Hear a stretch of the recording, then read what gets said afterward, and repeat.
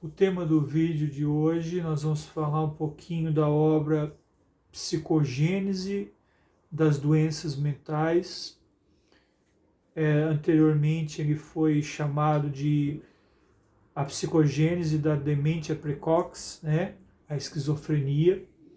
É a terceira obra de Carl Gustav Jung e foi a obra em que Jung chamou a atenção de Freud para os seus conhecimentos teóricos e psiquiátricos.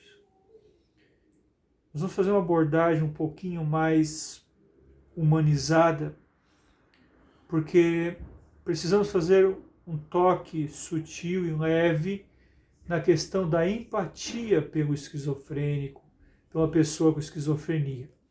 Antes de tudo, permita-me um adendo. O que o Jung define como esquizofrenia?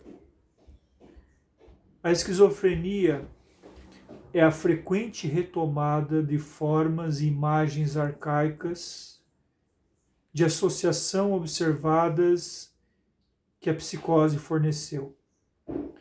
Pela primeira vez, há uma ideia do inconsciente que não consta apenas como conteúdos originais da consciência, algo que se perdeu, mas de uma camada ainda mais profunda, dotada do caráter universal, como são os motivos míticos característicos da fantasia humana. Fantasia humana.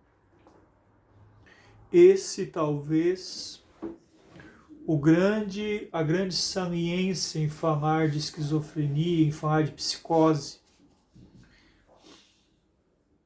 A concentração da energia libidinal, a energia da vida, a energia da sexualidade, a energia da vitalidade, ela faz um processo de introversão da libido, faz um processo de reversão do objeto catequizado, desejado, sentido.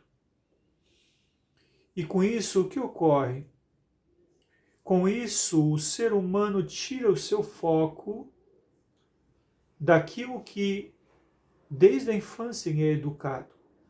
As meninas desde a infância, muitas vezes educadas para serem mães, para serem carinhosas, afetuosas.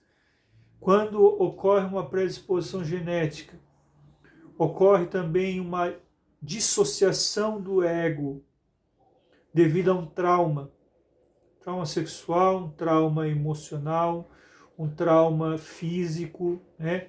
Por exemplo, no século passado, um acidente de trem causava muitos traumas similares aos traumas de guerra. Então há uma dissociação do ego. O ego dissociado, ele é bipartido. E bipartido, ele é o quê? Há uma inversão do processo narcísico. Então, se o narcisismo primário, desde o bebê, Vossa Majestade, como dizia Freud, se o bebê Vossa Majestade era o senhor do seio da mamãe, era o senhor das atenções, em sua mímica, mimetizava Gugu Dadá, né? O jeito de falar, dá-me a mim, Gugu Dadá, dá-me a mim, tudo a mim.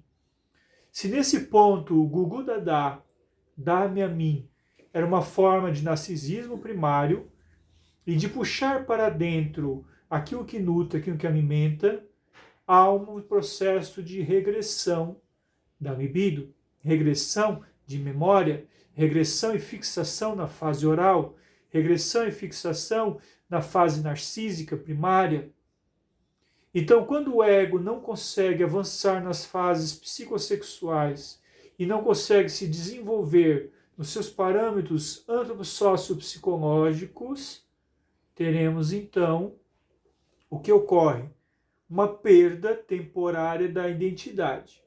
Quando se perde a identidade, há o quê? Uma eclosão do que Jung falou ali. Os mitos do inconsciente coletivo, que dizia Jung, muito bem pautado na obra A Demência Precoce, né? A psicogênese das doenças mentais, uma obra extremamente psiquiátrica, um aflorar do teor psiquiátrico de Carl Gustav Jung, né? O médico psiquiatra de Zurique. Isso quando ele trabalhava desde o Cantão, primeiro hospital psiquiátrico que trabalhou, depois em Burgosli, em Zurique, né? E depois ali nas suas clínicas esporádicas e aleatórias dentro da própria Suíça.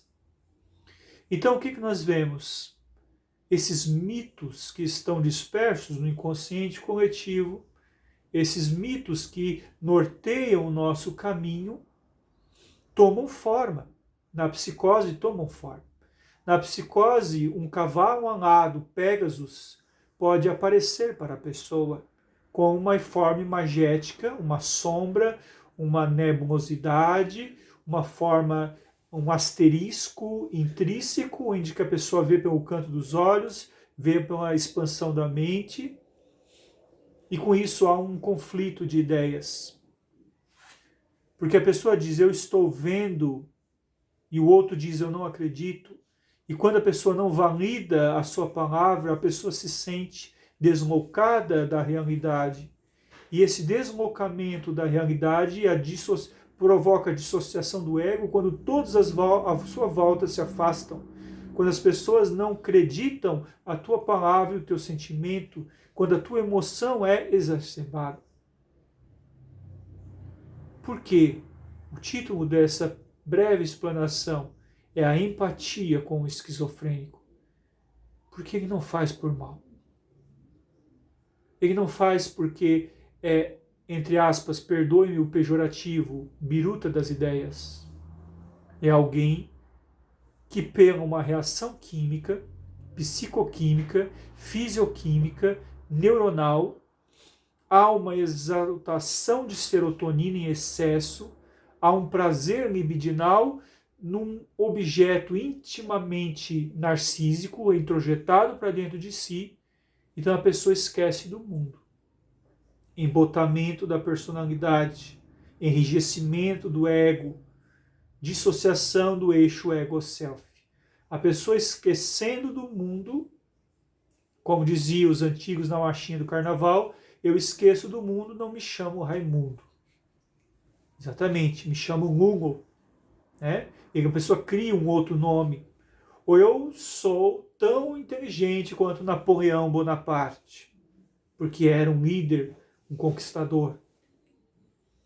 Então a pessoa cria o quê? Uma metonímia, metáforas ganham vida dentro de si, e dessas metáforas que ganham vida, a psicose irrompe com uma forma aleatória de sintomática, né, de tentar nomear o sujeito inacessível a si mesmo. Nomear o absament de Ravu, né, a perda da alma. Por isso, acolha o esquizofrênico. Ah, mas ele fala impropérios.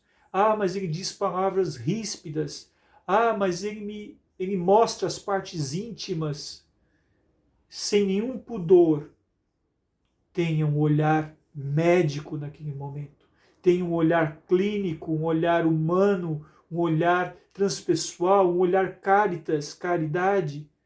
Porque você está vendo alguém que perdeu o senso e o nexo da sua realidade intrínseca, perdendo assim, dentro dos parâmetros nosológicos, dentro da questão da psicopatologia e dentro das condições que o DSM-5, Manual de Transtornos Psiquiátricos, está na sua 5ª edição, classifica como fora da normalidade. Você não pode julgar alguém que está fora da normalidade. Você precisa acolher, você precisa ter paciência, concorde imediatamente com o seu adversário, dizia Jesus, porque aquela pessoa ela é adversária de si mesma. Concordando imediatamente, você a acalma. A acalmando, ela vai ter suas disrupturas morais, depois emocionais, verbais, linguísticas, com deficiências na fala e na própria linguagem materna, mas depois ela retorna a um estado de afasia, a euforia e a afasia, a mania e a depressão. E com isso você consegue ter um convívio, levando, claro, no psiquiatra, tomando a medicação e criando também grupos de apoio e de orações em torno dessa pessoa. Una-se com seus familiares para orar por ela, para vibrar por ela, para acolhê-la. Nesse campo exponencial do acolhimento, o acolhimento é vida, o acolhimento é amor, o acolhimento é a sensibilidade que vem além dos novos parâmetros emocionais que o mundo precisa ter numa era de regeneração. Se ainda existem casos de berço e conquistados, adquiridos no fim da adolescência pelos homens, depois dos 30 pelas mulheres, em larga escala de esquizofrenias e psicose nesse mundo, é porque o tanque está lavrando a própria roupa suja que nós deixamos para trás. Então, o melhor que nós podemos ser é o alvejante do amor. Mero psicanalista, obrigado de coração. Quem puder compartilhar esse leve adendo nos grupos, principalmente psicologia, de espiritualidade, de autoajuda, é um gesto mínimo, mas é feito de coração. Um abraço carinhoso. Obrigado.